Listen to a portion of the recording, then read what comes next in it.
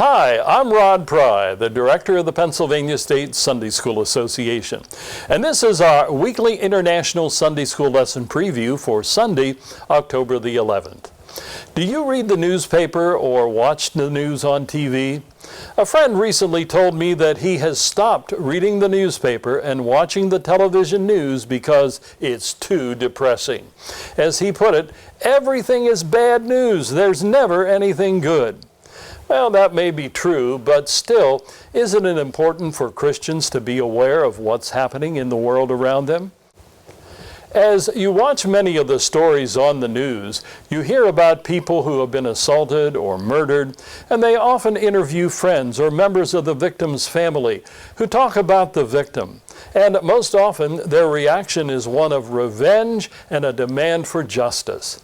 But suppose if something like that happened to you. If someone did something really, really bad to hurt you or a member of your family, would you be willing to forgive the offending person, or would you also seek revenge? The desire for revenge is one of the deepest human impulses. Even the Old Testament carried the idea when it prescribed an eye for an eye as punishment. But Jesus Christ gave his followers a whole new way of looking at such situations. His reaction was one of love. Today's lesson comes from Luke chapter 6, verses 27 to 36. These verses are part of what is known as the Sermon on the Plain. These words of Jesus may not be quite as familiar as his famous Sermon on the Mount, found in Matthew's Gospel, but they still are very, very important. And many of the thoughts in the two sermons are quite similar. The basic topic for the lesson set forth in verses 27 and 28 say this: "But to you who are listening, I say, love your enemies, do good to those who hate you, bless those who curse you, pray for those who mistreat you." You need to remember that this was a whole new idea, a rather revolutionary thing coming from Jesus. As I mentioned earlier, the Jewish law in the Old Testament talked about an eye for an eye. It was true that that wasn't just about revenge, it was also a limitation on the punishment that the offending person would receive. In other words, if you knocked out a person's eye, your eye would also be put out, nothing more. You wouldn't be killed. Your punishment would be equal to the crime. Nothing more, nothing less. But Jesus was giving his followers a totally different way to look at such situations. In verse 29, Jesus said this: "If someone slaps you on one cheek, turn to them the other also. If someone takes your coat, do not withhold your shirt from them." And then he summed it all up in verse 31, saying, "Do to others as you would have them do to you." He went on to explain in verses 32 and 33, "If you love those who love you, what credit is that to you?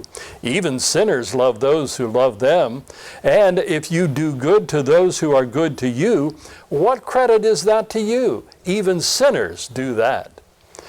And in verse 35, he sums it all up saying, "Love your enemies, do good to them, and lend to them without expecting to get anything back.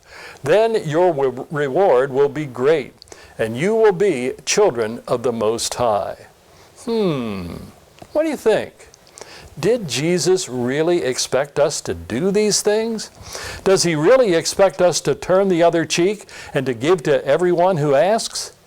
Some time ago, I was in Philadelphia, and there were panhandlers and beggars on just about every street corner. People holding signs and begging for money. Did Jesus expect me to give money to every person that I saw? You know, I really don't have an answer for that question. This is something that each of us need to think about and pray about. What is our responsibility in such situations?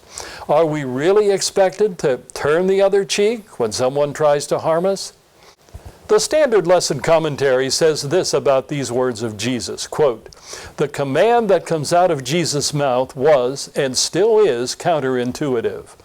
The demand that Jesus makes in these verses is one that almost all of us will resist almost instinctively. It is a high command and not natural for us, but it is surely attainable. The key lies in the perfection that Jesus calls each of his followers to. Perfection that is part of the process of continual, steady growth toward maturity. The believer who is growing becomes increasingly able to extend love to enemies. Love is defined by action, not by sentiment, not by feeling. Love costs something. It does not come cheap. End of quote. In other words, love for everyone, even our enemies, is the goal. Are we always going to be able to reach that goal? Maybe, maybe not.